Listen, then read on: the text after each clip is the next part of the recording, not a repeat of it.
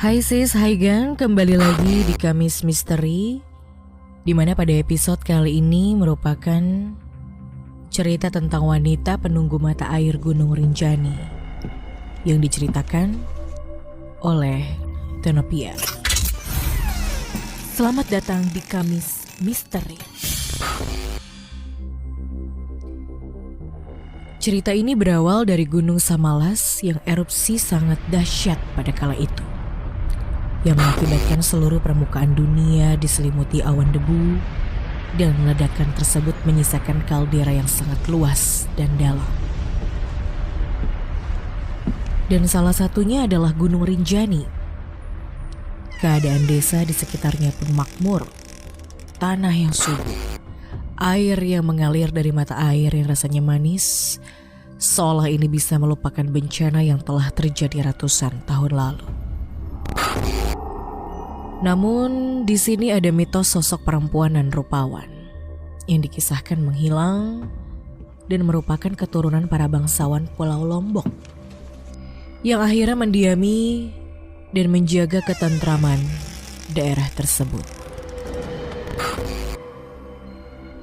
Ngomong-ngomong soal mitos sosok perempuan tadi, aku pun teringat kembali dengan kisah temanku Ardi yang sering bolak-balik mengawal tamu untuk mendaki. Pernah sesekali saat hendak mengantar tamunya turun, dia berhenti di pos peristirahatan 2 sekitar pukul 12 malam. Entah karena kelelahan atau kedinginan, tamunya itu meminta untuk didirikan tenda dan menginap. Setelah mendirikan tenda, Ardi dan temannya mencari kayu bakar dan persediaan air di bawah jembatan. Dengan berbekal senter seadanya, mereka berdua akhirnya sampai di mata air. Teman Ardi yang berprofesi sebagai porter minta izin ke Ardi untuk mencari kayu di sekitar situ. Saat Ardi membuka botol, dari arah kanan yang terdapat tumpukan batu-batu besar, terdengar suara aneh. Bulu kuduknya pun berdiri. Dengan berhati-hati, dia menoleh ke arah kanannya. Rasa takut dan penasarannya bercampur menjadi satu. Semakin dia memperhatikan, semakin jelas suara yang didengarkan. Alunan irama sedih yang sangat kecil pun terdengar dari bilik tumpukan batu besar itu. Ardi segera memberikan isyarat senter kepada kawannya yang sedang mencari kayu bakar sekitar 100 meter jaraknya dari mata air. Kawannya menyahut, tapi mulutnya tidak dapat berkata-kata karena saking takutnya. Namun suara itu lenyap saat temannya mendekat. "Ada apa?" tanya temannya.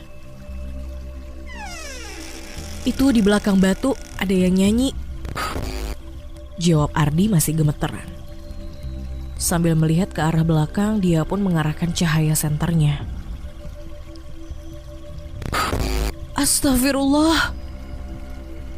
Mereka melihat seorang wanita berambut panjang sedang duduk di atas batu sambil menyisir rambutnya yang lurus terurai, sambil melantunkan lagu sedih dengan suara yang sangat kecil.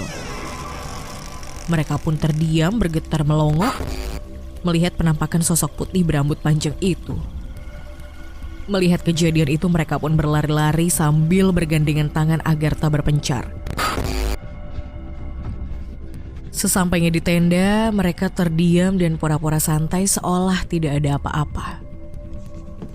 Mereka berusaha untuk tidur agar bisa melupakan kejadian yang barusan mereka alami. Tapi di dalam tidurnya, mereka berdua dipertemukan kembali dengan sosok yang sama, di tempat yang sama, namun dalam wajah yang berbeda. Wajah cantik bagai seorang putri, rambut panjang yang dipenuhi dengan hiasan bunga melati dan cendana yang memperkuat aroma mistisnya. Tak lama kemudian mereka berdua terbangun sambil bercucuran keringat karena takut untuk tidur kembali. Mereka keluar tenda. Dan yang bikin mereka tambah ketakutan di luar, ternyata mereka melihat ada banyak orang yang hendak melakukan pemakaman sambil mengusung keranda. Akhirnya mereka masuk lagi ke dalam tenda dan memutuskan begadang semalaman. Malam itu menjadi malam yang menyeramkan untuk Ardi dan temannya. Dia jadi ingat dengan perkataan sesama pendaki.